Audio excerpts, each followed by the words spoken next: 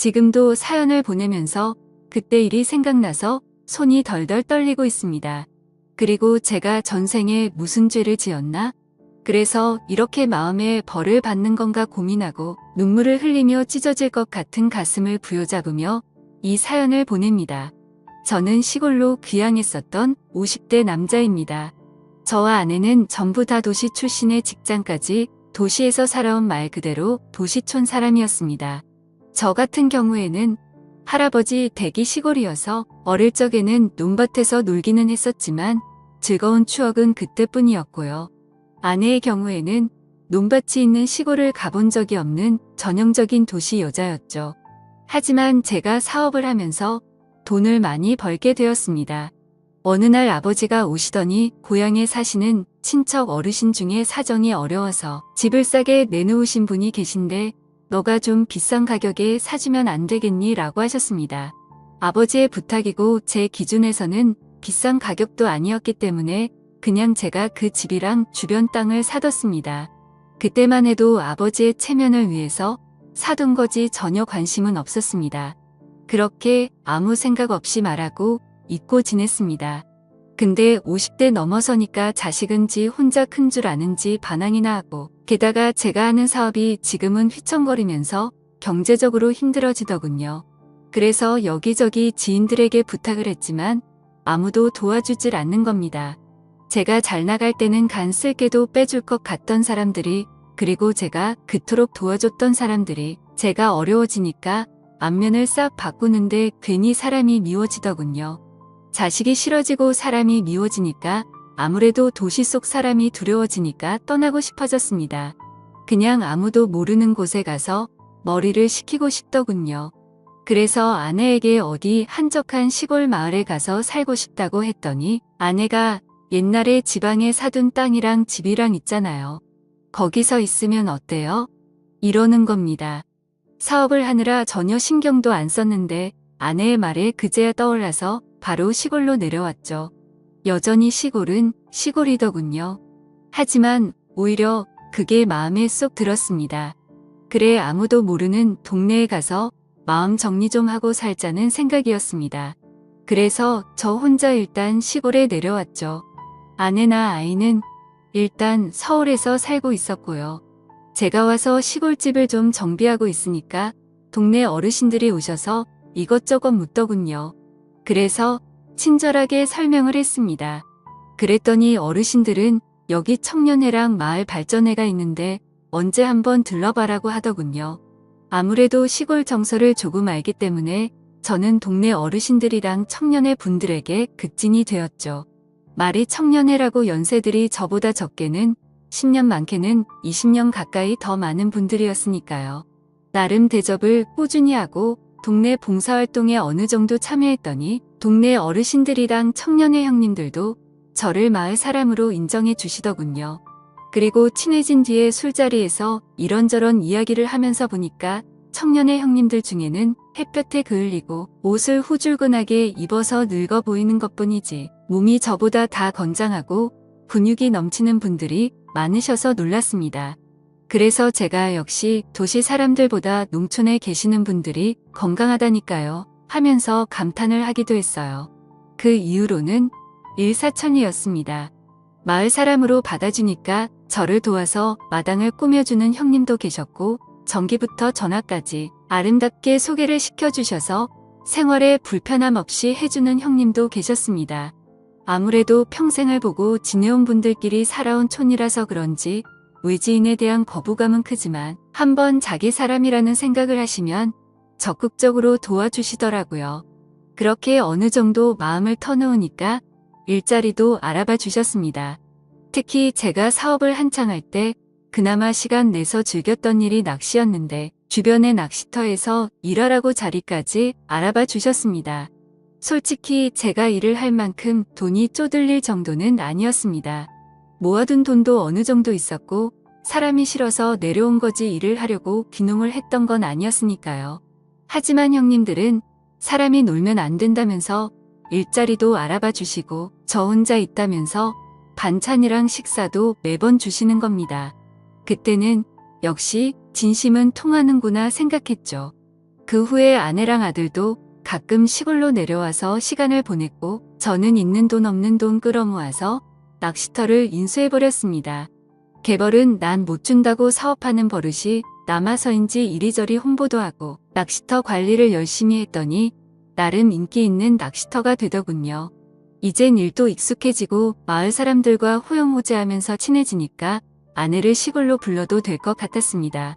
아이도 대학에 들어갔고 어차피 떨어져 지는 시간도 꽤 됐고 이만하면 전원 생활을 누리면서 지친 몸과 마음을 치료하면 되겠다라는 생각이었습니다.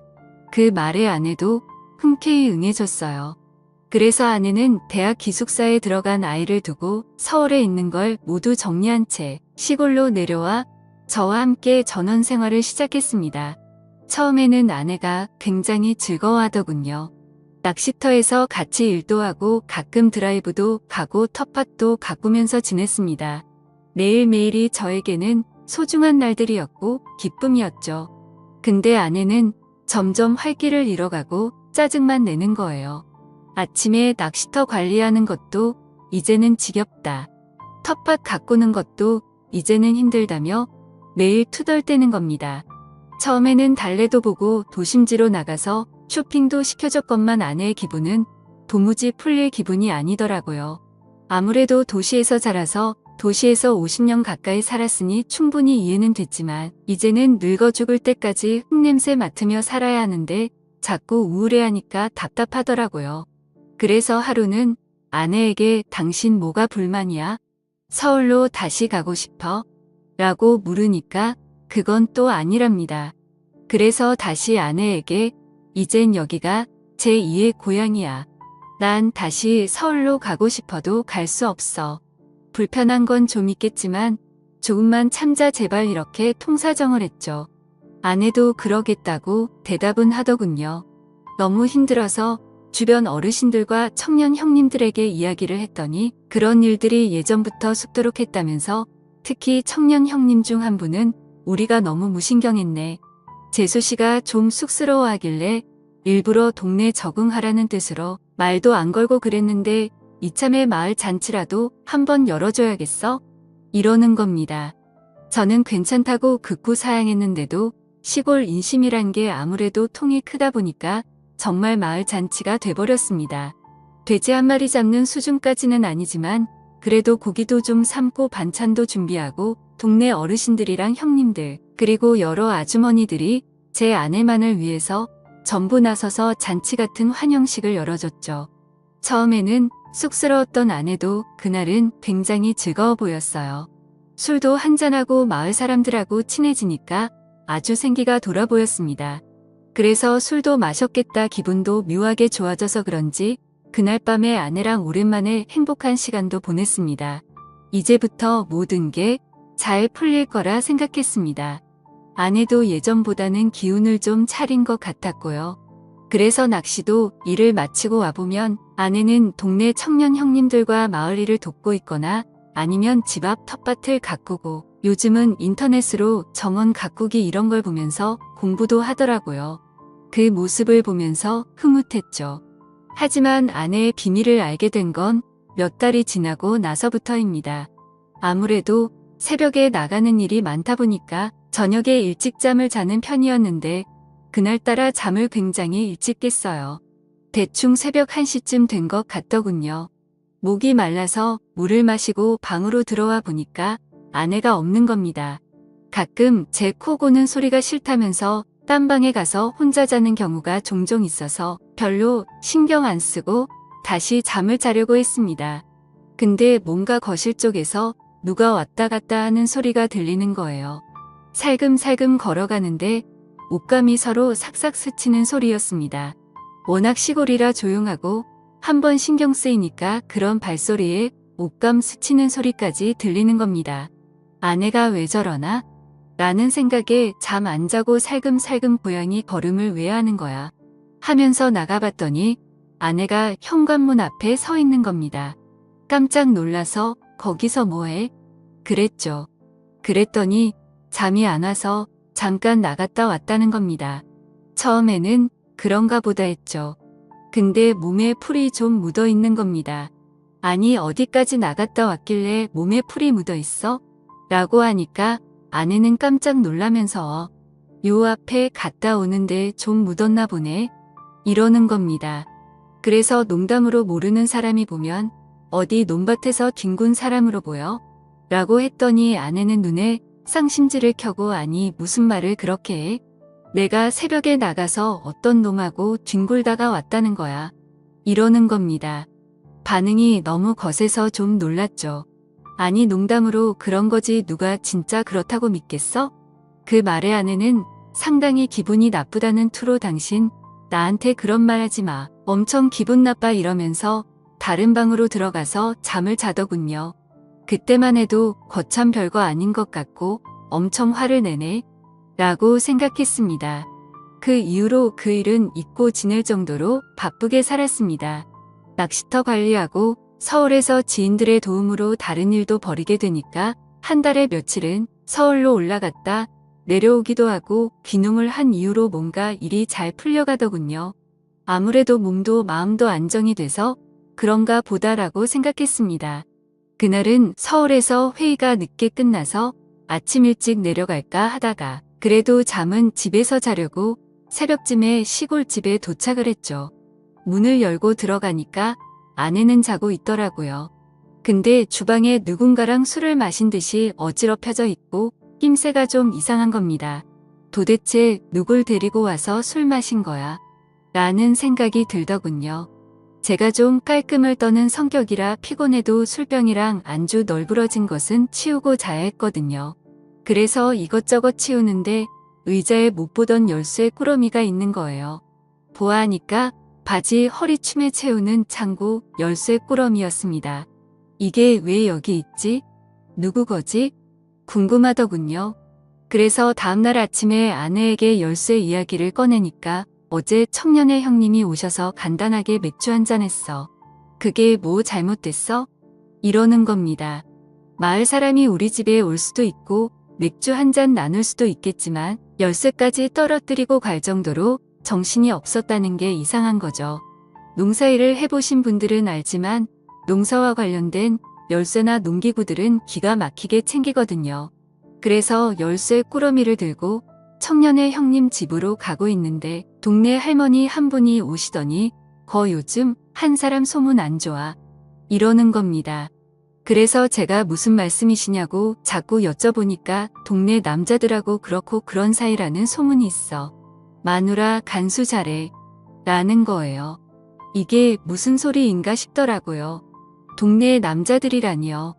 그래서 계속 여쭤봐도 할머니는 본인도 그냥 노인 회관에서 주워 들었다는 겁니다. 남자들끼리 이번에 새로 귀농한 집 아줌마 밤에 몰래 가면 만날 수 있다는 이야기를 술자리 안주 삼아 했다는 거예요. 순간 눈이 뒤집히더군요. 어떤 정신 나간 놈이 이런 헛소문을 퍼뜨리나 하여 청년의 마을 남정네들을 다 잡아다가 취조를 하고 싶었는데 열쇠 꾸러미가 자꾸 마음에 걸리더군요. 그래서 청년의 형님을 찾아가서 슬쩍 떠볼 겸 이야기를 흘렸죠. 형님 아내가 열쇠 주라고 하던데요. 그 형님도 아무렇지 않은 듯이 웃으면서 열쇠를 받길래 제가 한마디 쓱 했습니다. 어제 우리 집에서 술 한잔 하셨다면서요. 술만 드신 거예요? 그랬더니 청년의 형님은 인상을 확 쓰면서 도대체 뭔 대답이 듣고 싶어서 이러냐며 집으로 돌아가는 겁니다. 뭔가 좀 캥기더군요. 평상시 같으면 이런 말에 미주알 고주알 끼어들고 설명하기 좋아하는 양반인데 정색을 하며 들어가는 폼이 아무래도 수상했습니다. 그래서 일부러 모르는 척 며칠을 보냈죠.